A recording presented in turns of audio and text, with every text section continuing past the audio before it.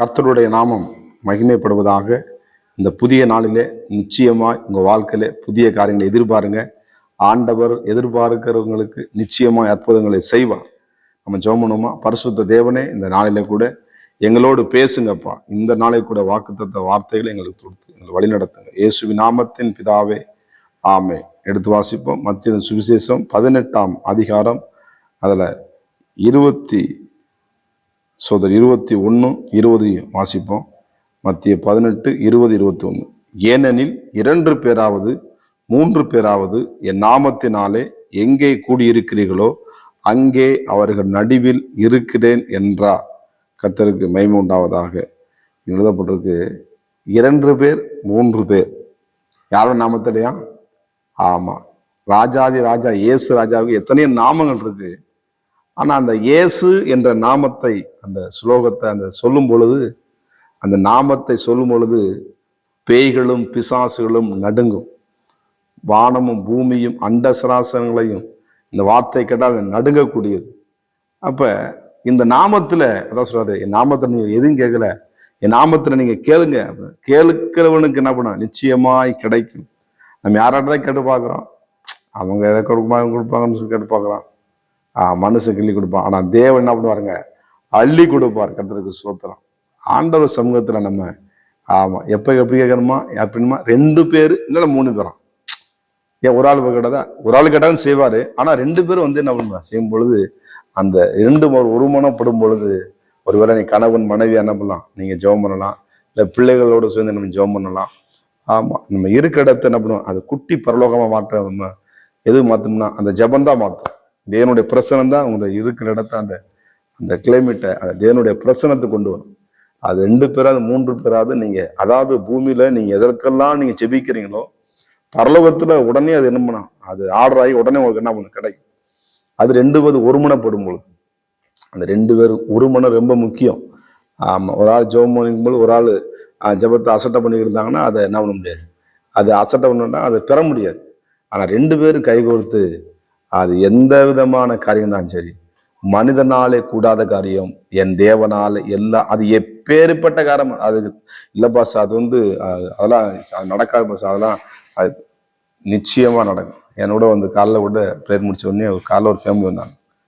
அவங்க யாரும் நான் பார்க்கல. திரும்ப காலைல சர்ச்சுக்கு வரும்போது அதாங்க பாஸ் நான் ஜோம் பண்ண அப்படின்னு. அப்போ எதுக்காக ஜோம் பாஸ்? அது மாதிரி எனக்கு எங்களுக்கு நாலேஜ் மேரேஜை நான் திருமணம் பார்த்து என் குழந்தை பையன் நிச்சயமா ஏசப்பார செய்ய முடியும். நீ நம்புறீங்களா? அவர் ஒரு இயேசு அறியாத ஒரு சகோதரர், அந்த சிஸ்டர் இயேசு அறிஞ்சிருக்காங்க. அப்போ நான் சொன்னேன், மனிதனால கூடாத காரியம்தான். நீங்க இயேசுவை தேடி வந்திருக்கிறீங்க. நீங்க இயேசு நோக்கி பார்த்தீங்கன்னா நிச்சயமா உங்கள் சந்ததியில் கற்று தருவார். நிச்சயமா அந்த கற்ப பயிருக்கு அடைக்கப்பட்ட எல்லா கற்பத்தையும் கத்த திறந்து உங்களுக்கு வாழ்க்கையில பிள்ளை செல்வத்தை கத்தர கொடுப்பார். கற்பத்தின் கனி கத்தரால் கொடுக்கிற சுதந்திரம். நீங்க 2 பேரும் ஒருமனமா என்ன பண்ணுங்க, இயேசுவை நோக்கி பாருங்க, நிச்சயமா அவங்க வாழ்க்கையில அற்புதம் நடக்கும் அப்படின்னு சொல்லி நான் சொன்ன பொழுது ஒரே சந்தோஷம், ஒரே மகிழ்ச்சி. ஏசப்பா அற்புதம் நிச்சயமா அற்புதம் செய்ய முடியும். 90 வயசுல 100 வயசுக்கும் இருந்த சாராருடைய கற்பம் என்ன பண்ணுச்சான்? செத்து போச்சான். அதை உயிர்ப்பித்த ஆண்டவர் உயிர்ப்பித்து அதுல ஒரு சந்ததி உருவாக்கி பூமி நட்சத்திரங்கள் போல என்ன பண்ணாரு. இன்னைக்கு ஆபிரகாம் சந்ததி பெரிய கர்த்தருக்கு மகிமை உண்டாகுது. ஆபிரகாம் சந்ததி நம்ம என்ன பண்றோம்? எனக்கு அருமையான தேவ பிள்ளைகளே, ஆண்டவர் 2 பேராவது 3 பேரை நாமத்துல நீங்க கூடும் பொழுது, நம்ம எதுக்கு தேவையில்லாத கருத்தான் கூடி என்ன பண்றோம்? 2 பேரும் கூட என்ன பண்ணுவோம்? தேவையில்லாத கருத்து பேசியிருப்பாங்க. நீங்க கிராமப்புறங்கள் பட்டணங்கள் பார்த்தீங்கன்னா 2 பேர் ஜபத்துக்கு கூடான பிரச்சனை இல்லை. ஆனா வேற காரியம் உட்காந்து மணிக்கணக்கில் தேவையில்லாத கருத்து பேசி சமாதானத்தை இழந்து போயிடுவாங்க.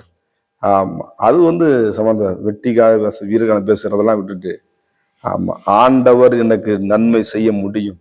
இந்த நேரத்தை நம்ம 2 பேரும் கூடியிருக்கிறோம்.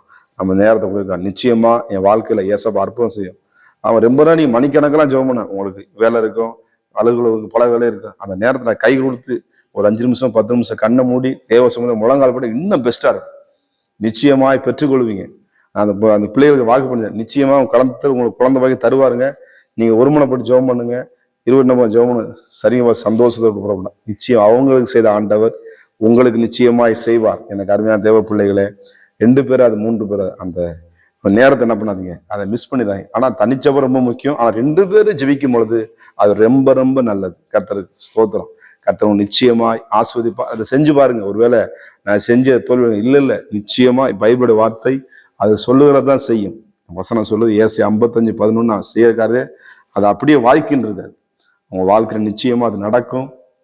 2 பேர் அந்த 2 பேர் நபரோடு என்ன பண்ணுங்க, குடும்பத்துல உங்க பிள்ளைகளோடு அந்த கைவோது குடும்ப ஜெபம் பண்ணுங்க. நிச்சயமாய் நீங்கள் ஆஸ்வதிக்கப்படுவீங்க. ஜெபம் பண்ணுவோமா? பரிசுத்த தேவனே, நம்முடைய பிள்ளையோட வாழ்க்கையில ஆண்டவர் 2 பேர் ஒருமனப்படாதபடிக்கு, ஜெபிக்க விடாதபடி, ஜெபம் பண்ண கூப்பிட்டாலும் வரமாட்டாங்க. நான் ஜெபம் பண்ண கூப்பிட்டா என் பிள்ளைங்க வரமாட்டேது, என் ஜெபம் பண்ண போட்டா என் கணவர் வரமாட்டாரு, நான் ஜெபம் பண்ண கூப்பிட்டா என் மனைவி வரமாட்டேது, இப்படி பிடிவாதம் முடிக்கிறான்னு சொல்லிட்டு ஒருவேளை கலக்கத்தோடு இருக்கிறீங்களா? கர்த்தர் அதை கூட்டி சேர்ப்பார். கர்த்தருடைய கரம் உங்கள் மேல் வந்து இறங்கி அமரும். இந்த காலை வேளை தேவனுடைய பிரசன்னம் உங்களுக்கு வந்திருக்கிறது. நிச்சயமாய் ஒரு மாற்றத்தை நீங்க நிச்சயமா பார்ப்பீங்க. கர்த்தர் உங்க வாழ்க்கையில பெரிய காரியங்களை செய்வார். இயேசுவின் நாமத்தின் பிதாவே, ஆமென். God plus. கர்த்தர் உங்களை ஆசீர்வதிப்பாராக.